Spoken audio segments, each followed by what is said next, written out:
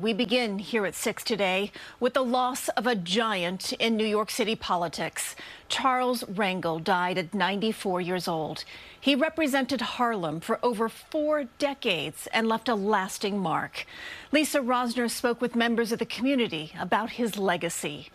This is Congressman Charlie Rangel, in addition to Manhattan Borough President Percy Sutton. Charlie Rangel's legacy will live on, from the famous Sylvia's restaurant of Harlem, which he helped the owner as the restaurant's attorney, to the Charles B. Rangel Community Health Center. Congressman Adriano Espaillat says one of his cornerstones was creating the empowerment zone under President Clinton, which helped revitalize Harlem and lower the unemployment rate. The last thing he told me was, no one should become somebody else's punching bag.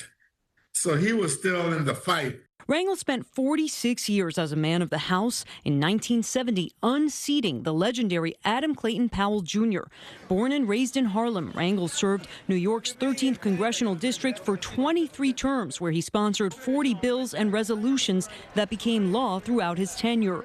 Rangel, the dean of the New York Congressional Delegation and the first African-American to chair the influential House Ways and Means Committee. He was a founding member of the Congressional Black Caucus. There's a reason why they call him the Lion of Lenox Avenue, because, you know, he can make you feel like you were the most important person in the world, but when it came to his community, he guarded it. He was the kind of activist as well as a man of power, that he had that combination that we will not see again. Long before the political battles, he went to war in Korea, where he was a true hero, leading a group of soldiers out of a deadly Chinese army encirclement.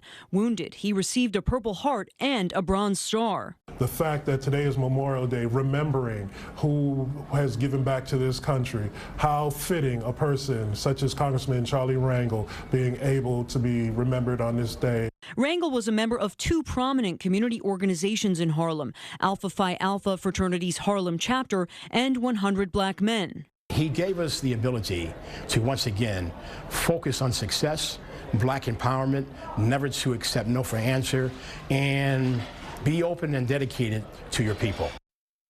What a full life he lived, Lisa. I'd like to go back to his time serving during the war. How does that affect his legacy, do you think?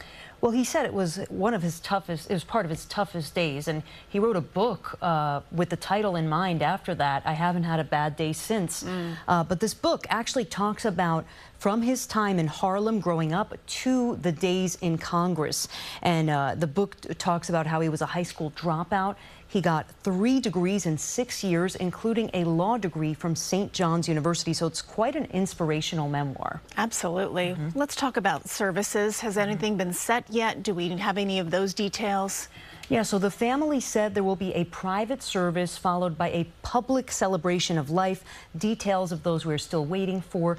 Rangel's wife died late last year. He is survived by a son, daughter, and 3 grandsons. And of course, they thank the public for this incredible outpouring that we are seeing of support. Absolutely, and certainly more to come there, Lisa. Thank you for that reporting. And of course, we'll have much more on the life and death of Charles Rangel on our website, cbsnewyork.com.